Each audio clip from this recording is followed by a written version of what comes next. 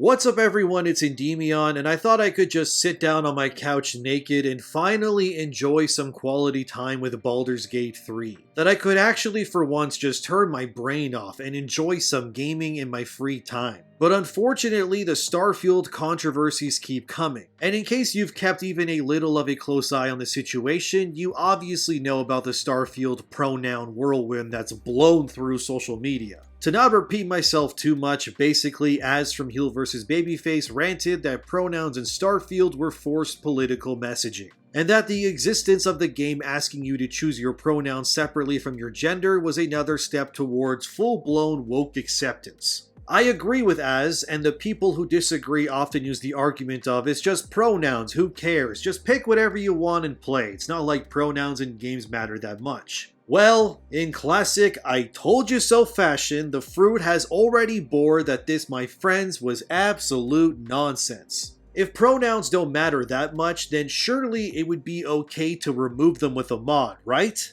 After all, they don't allegedly impact the game in any meaningful way, and they are just a throwaway thing you choose during character creation. So that's exactly what some fans on PC have been doing, which is creating mods to remove the integration of pronouns within Starfield. And now it turns out that Nexus Mods has banned any mods that remove pronouns in Starfield. This has understandably created lines in the sand, and now players are explicitly speaking out about how clearly Az from Heel vs. Babyface was right all along. If pronouns didn't matter, then why would anyone care if players want to remove them? Allegedly, one of the mod supports over at Nexus responded to the Starfield claim by saying, "We reserve the right to host or not host whatever content we want on our site. We do not want to host mods that remove diversity from a video game. If that upsets you enough that you no longer want to use our site, then quite frankly, your presence here will not be missed. I invite you to use your account setting page's delete account feature."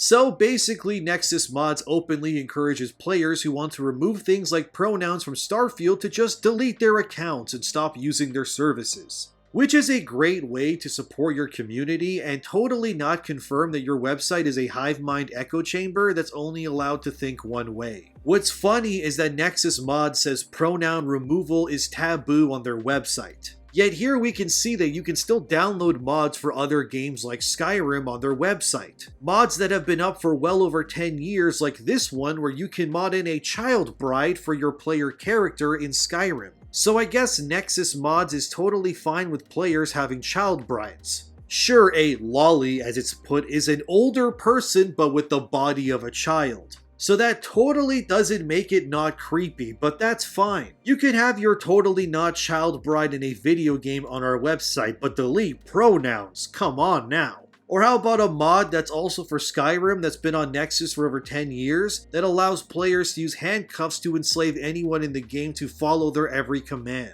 Sure, you can have slaves and child brides, but pronouns gone, now you're just being unreasonable. And of course they have mods to add more pronouns to certain games. So now the modding community has officially been infiltrated by political identity politics. Don't you love it when the entire point of mods can or can't be used based on current day politics? If players want to remove pronouns from a game, I say let them. Why does it matter anyway? They're just pronouns after all. It's not like they matter or affect the game in any meaningful way. It's almost as if the political climate of today absolutely affects what these sites bend their mortals to. And it's frankly frustrating to keep seeing these things become true. This has resurfaced the whole controversy around Spider-Man Remastered and how someone modded the pride flags to be American flags. And like the Starfield pronoun removal, this mod was also removed. Nexus Mods had this to say about the Spider-Man flag controversy at the time as well, and I quote, "Recently, there's been some silly drama on our site that was sparked by someone uploading a mod for Spider-Man Remastered. The mod replaced the very few pride flags the game actually has with the already prevalent USA flag texture from the game. The mod was removed from Nexus Mods and the author was banned to address the banning, which is what a lot of people want to focus on. The mod was uploaded by a sock puppet account, which is a newly made account by someone who already has an account on the site and uploaded under the name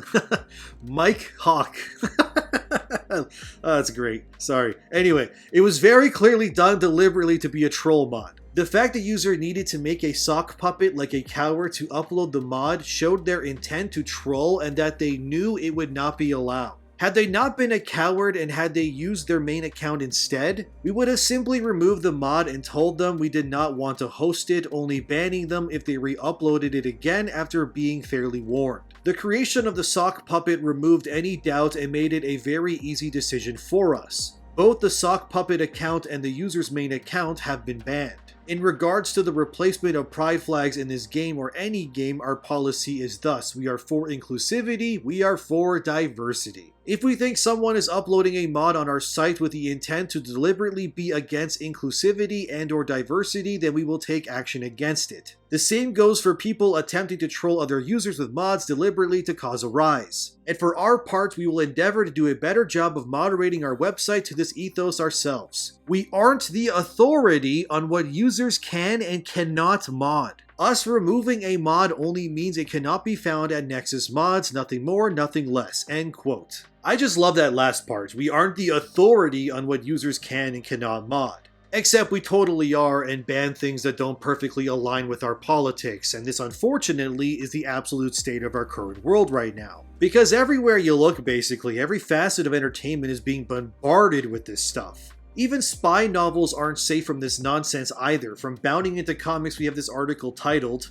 "Latest James Bond novel makes it abundantly clear the villains are white men who oppose wokeness." In the latest James Bond novel, the villains are basically white nationalists who oppose diversity and minority groups. In the novel, one of the villains is even explained as an anti-trans, anti-immigrant, climate change denier that promotes conspiracy theories about COVID and stuff like 5G. You can't make this stuff up, my friends. And this whole integration of pronouns nonsense is becoming even more normalized than ever. Just look at the Destiny 2 showcase from last month, where every time a developer is shown, they have their name, their jobs, and their pronouns. As if anyone with a brain between their ears looks at this guy and can immediately come to the conclusion that they are a man. Or this lady, like, yeah, duh, she's a woman, it's obvious. It's becoming so normalized that people either comply or they're removed, just like Nexus does with stuff they disagree with. So when anyone tells you that things like identity politics and stuff like pronouns are nothing to worry about, it's that same mentality that will lead to even more of it in the future. In Starfield's case, however, the pronoun nonsense seems to be the least of its worries, as Starfield's Metacritic has dropped further to 85. This is likely because recently Jim Sterling released a review and gave it a 4 out of 10, calling it a Bethesda game and nothing more. Actually, it's surprising just how fast Starfield's defenders are turning on the game, if I'm being honest with you. All over social media, I'm seeing different people say Starfield is a nothing game. Here's Shroud talking about it. Too deep there. Like, if you're trying to be like, oh, I want to do it this way, chances are you can't do it that way, right? That's why Baldur's Gate 3, that's why Baldur's Gate 3 is by far the game of the decade, because that game is truly like, oh, like, you want to do it that way? Yes, do it that way. I only ran into, I think, 2 occasions in my 80 hours of Baldur's Gate where I said, oh, I want to do it this way. Oh, I can't. 2. I only had 2 situations where that happened. Every other time, I was like, oh, I really want to do it this way. Well, guess what? You can. That game, Baldur's Gate 3, it takes the choice of video games and surpasses everything I've ever played. It's f***ing incredible. It's literally such an incredible, remarkable experience that you'll never forget playing that f***ing game. And Shroud's love of Baldur's Gate is not a one-note kind of thing either. With PC Gamer's latest article titled, "Baldur's Gate 3 has ruined Starfield for me," claiming Bethesda's latest is utterly shallow in comparison. PC Gamer's entire article is basically the Baldur's Gate 3 expectations argument all over again. That a studio like Bethesda, with the resources of Microsoft at its disposal, has no excuse to release a game like Starfield in its current state. And that it's honestly pathetic how underbaked the entire experience is when compared to something like Larian's Epic. Sure, some people would argue and say you can't compare Starfield to BG3, but you can actually. They're both AAA games, they're both RPGs, and they both offer huge worlds to explore. Just cause one is a CRPG and the other is a shooter RPG doesn't mean their similarities can't be compared. After all, I also think it's fair to compare Starfield's gameplay to something like Destiny 2. On the surface, Starfield just lets you shoot guns, you don't have any cool space powers. There's no intelligent alien life within the game, and it's literally just humans and weird, uncivilized, rabid alien creatures. Which is disappointing coming from a studio known for creating games that have entire ethoses of playable races, lore, and more. If you compare Starfield to other AAA games like Destiny, the gameplay is just pathetically simple and boring. In Destiny, I can weave the fabrics of reality as a titan and suspend my enemies. I can shoot people with fusion rifles and manipulate reality to create Wolverine claws and tear into massive alien monsters. In Starfield, you can shoot a gun and fly a ship, which is mostly just a loading screen so you can go to another planet to shoot your gun and talk to people. And hit more loading screens, I guess. Oh, and you can float too, which is cool? Sort of? Not really. But it's true when you compare Starfield to what other equally big studios are making, it's woefully undercooked in comparison. Here's one YouTuber talking about their time with Starfield. This game was the biggest load of dog shit I've played in a while. I never played Cyberpunk when it first came out, when it was really buggy, but when I finally did play it, like, it was still pretty buggy, but like, it was playable. And this kind of felt like that. Like, this, honestly, I went through the main campaign and people are saying like this game doesn't open up until 12 hours in or 12 plus hours in. F you, no way. The core gameplay mechanics don't change. Like, you're still fighting the same types of enemies, the same color-coded like soldiers, and then a few robots here and there, and maybe some shitty bugs. The planets are bullshit. What's the point? Like, yeah, you can grind materials and grind like little shit and sell it all, and then what? You build a better ship to fly to other mundane planets, or to build like a shitty habitat. Like, this game was bad, dude. Like, this game was like not that great. And I got, like, I'm not just saying that as like, I'm not trying to stir any console wars, but like, honestly, like, as someone who's never played a Bethesda game, this is very underwhelming. You need to fire almost every person that you have at Bethesda Studios. Anyone who is in charge of the controls and like how the controls work, fired. Whoever wrote this story, fired. Like, this story was such a dog shit bullshit fetch quest after fetch quest. Get the commuffin, get the pieces of the commuffin to like loop-de-loop the commuffin, the thingamajig, like, bullshit. Development time 7 years. Brutal, dude. F***ing brutal. Like, bad game. For the people that enjoy this, like, I don't understand you. Yeah, I tell you what, I will not be doing that. I'm gonna save, and that is it. I'm done. I'm done. This game. And it crashed. Great. Fornitron saying what he said is not surprising, especially since the guy covers mostly Soulsborne games. So to go from amazing experiences with feature-complete mechanics like Elden Ring or Bloodborne to Starfield is like going from eating at a Michelin star restaurant to eating the roaches behind your local 7-Eleven. Starfield is also being reviewed unfairly in some other content creators' eyes, so let's give that a look too. All of the betters, all of the quality marks, all the thumbs up, the entire review I was listening to, I was like, every single time he pays this game a compliment, it's against the backdrop of everything they've done before. That's the bar? That's the bar. In a game, at a time where No Man's Sky exists, at a time where games like Horizon Forbidden West exist, that's what we're going to do. We're going to be like, well, Starfield's great if you compare it to 8-year-old Bethesda games. Oh, okay. It's the smoothest 30 FPS game I've ever played. What are we... I feel like I'm literally taking crazy pills. I'm like, that's the way this game's going to be reviewed? That's why I said I wanted to put together a montage. It's like, you can't compliment this game without comparing it to ancient games. Compare it to any other game out right now. Do it. And it fails to even come close. Doesn't even come close. If you compare it to anything else that's come out this generation, it falls woefully behind. Loading screens, graphical fidelity, 30 FPS cap, even just the game flow itself, it's like, I don't know what y'all thought you were doing, but yeah, this is better than everything you've done before, but you haven't made a game like this in 8 years. And Reforge Gaming is right. While it makes sense to review a game based on what the developer has done in the past, you also need to compare it to what else within its genre or level is doing as well. And when you compare what Starfield is doing against its competition this year alone, it's not even close. I would argue The Witcher 3 is more expansive, immersive, and has more meaningful content and better controls than Starfield. And that game came out 8 years ago at this point. And the No Man's Sky comparison is aptly applied as well, since when you compare Starfield to it, there's no contest. Sure, you could argue No Man's Sky has had 7 years of updates since, but here's the thing.